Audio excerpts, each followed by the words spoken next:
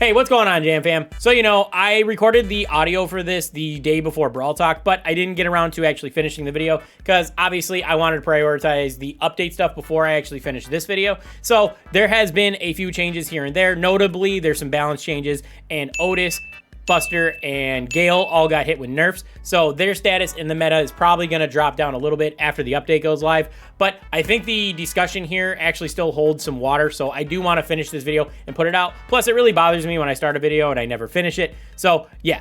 Just be aware of that. Keep that in the back of your mind while we're going through this video. But the idea behind Chromatic Brawlers being a little stronger than every other type of brawler still holds water in my opinion. So I wanted to get this video done. And also, this is just a voiceover video because the day that I recorded this, I wasn't really feeling like just being on camera. So I just did everything voiceover. I hope that's okay with you guys. Let me know if you prefer it that way or if you prefer camera. Anyway, enjoy the video and I'll see you guys in the next one.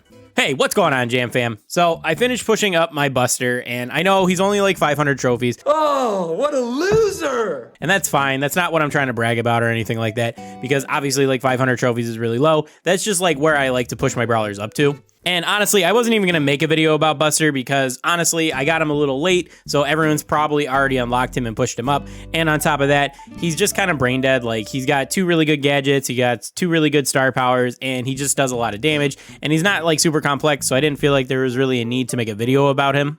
And this video isn't even about Buster, honestly. It's more about Chromatic Brawlers in general, because basically what had happened is I went on like a 200 trophy tear, and me and another player were both using a Chromatic Brawler. I think the other person was using Otis, and it was actually just like brain dead monotonous work. It was more of a chore than actually playing the game. And then a couple days ago when I was pushing Buster, I noticed this Reddit post being shared by AshBS, and it's basically just a Reddit post about how all the Chromatic Brawlers are either strong on release or how they got stronger after the release through like buffs and second gadgets and stuff like that. And it got me thinking, are Chromatic Brawlers too good? Like, are they just like too strong, and do they box everything else out of the meta? Is there even a point of playing other brawlers? And to follow that question up, do they really even need to be that strong? Like, I understand the argument that they sell brawl passes, but do they really need to be so strong to the point where they're always at the top of the meta? So that's what we're going to be talking about today. Let me know what you think about this down in the comments. Let me know if you think that Chromatic Brawlers are too strong on release, or if it takes a little while for them to actually get good, or if you just disagree with this entire thing in general. And remember, if you're new and you enjoy my rambling, make sure you leave a like on the video and subscribe to the channel if you're not already. And with all that out of the way, let's get started. All right, so I'm going to be starting my argument with this Ash post because honestly, it's what started the entire discussion, so that's where we're going to get started off with. Now, this does come from the subreddit, so you do have to take it with a little bit of a grain of salt. We know they're not like super highbrow players over there, but honestly, I do agree with the idea of what they're saying, although some of their arguments are a little weak. For example, the Lou one seems to be a little weak. I don't think anyone's really scared of Lou and thinks that he's OP. But also, like, the Janet one, I don't think having no specific hard counters makes you, like, super OP. It just makes you a little bit harder to deal with.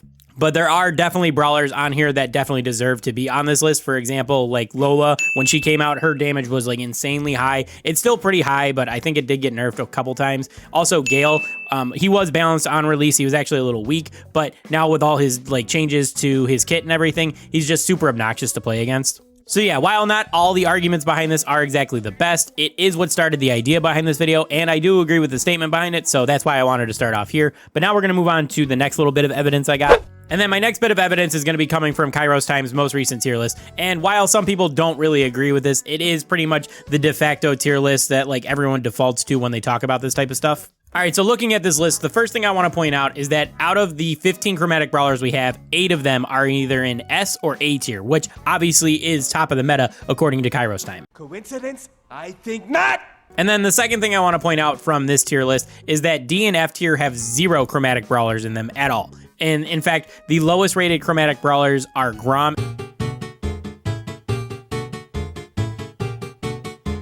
and Buzz, who are in the C tier, which is technically still usable. It's just mode and matchup dependent. Now, like I said, not everyone agrees with Kairos Time's tier list all the time, but like I said, it is kind of the de facto thing that people kind of glance at when they do talk about this type of stuff. So I did want to point that out, and I think that it's kind of like evident that they do try to favor the Chromatic Brawlers to be a little bit higher up on the tier list because more than half of them are in the S or A tier according to Kairos Time. And I'm going to be fair and point out that 3 out of the 5 legendaries are also in A tier, so you could make the same argument about legendaries, but Also, that's a much smaller sample size. We're not talking about 8 out of 15. We're talking about 3 out of 5. So in my opinion, that argument doesn't really hold quite as much water as this Chromatic one, just because of the sample size alone. So does it really need to be this way? Do they have to make Chromatic Brawlers strong on purpose? In my opinion, they don't. And I'm just going to address a couple of little arguments that people are going to have.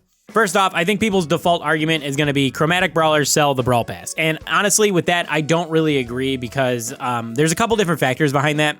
First off, whales are going to buy the Brawl Pass regardless whether the brawler is strong or not, just because they like to collect things and they want to have a leg up on all the competition. Next up, they don't make money on free-to-play players buying it, so if you're free-to-play and you skip a Brawl Pass, it doesn't actually impact them financially. It just affects how long it takes you to progress your account, which I would suggest you be a little more selective with which brawlers you get out of the Brawl Pass. Make sure you like the brawler, not just getting it because they're strong. The last group of players are the sometimes spenders, and that's the group that may be affected by brawler strength, whether they buy the Brawl Pass or not. But honestly, they make up like a very small portion of the revenue or the player base. So there's an argument whether they are actually a factor in the success of a Brawl Pass or not, because the whales are always going to buy it and they're always the ones that generate most of the money for the game anyway. And then free-to-play players make up a majority of the player base anyway. So I would wager a guess that a weaker brawler in a Brawl Pass probably swings the sales by about 5 to 10%, which may be a lot of money, but Supercell is a pretty big company. I don't think it's going to hit them that hard. And then the other argument that I can think of that people are really going to stick to their guns with is that they want the brawler to be relevant. They want people to be excited and to play the brawler. And to that argument, at least in my opinion, I think brawler mechanics are a factor whether people want to play brawlers more instead of just strength. Of course, there's always tryhards that are always going to want to play just the top tier brawlers, and that's fine. That's a valid way of playing the game. But I think most people are playing to try to have fun, and I think that brawler mechanics are a lot more of a factor rather than just raw strength. Now, of course, everyone's going to have their own opinions about like what mechanics are fun and which ones aren't, but I would argue that brawlers like Buzz and Fang, where you can be able to move around the map pretty freely, I think those brawlers are a lot more fun to play with, as opposed to somebody like Eve, who is basically just a sniper with a poison attached to some of her attacks. So in my opinion, I don't think Chromatic Brawlers need to be top tier brawlers all the time like they seem to be pushing them that way. I think it'd be way better if most of the Chromatic Brawlers ended up in the B or the C tier. That way, it didn't feel so bad if you had to miss a Brawl Pass if you're free to play. And on top of that, it does kind of curb the power creep that we are seeing in the game currently, where most of the new brawlers are instantly at the top tier because they're just being inflated way too much. Like I said, I think the Brawl Pass is going to sell regardless whether the brawler is strong or not. And on top of that, I think it's just more healthy for the game to keep things a little more balanced instead of just inflating everything nonstop. But hey, like I said at the beginning of the video, everyone's going to have a different opinion on this type of stuff. I told you guys mine. Let me know what you guys think down in the comments. And I want to thank you guys for watching, and I'll catch you guys in the next one. Peace.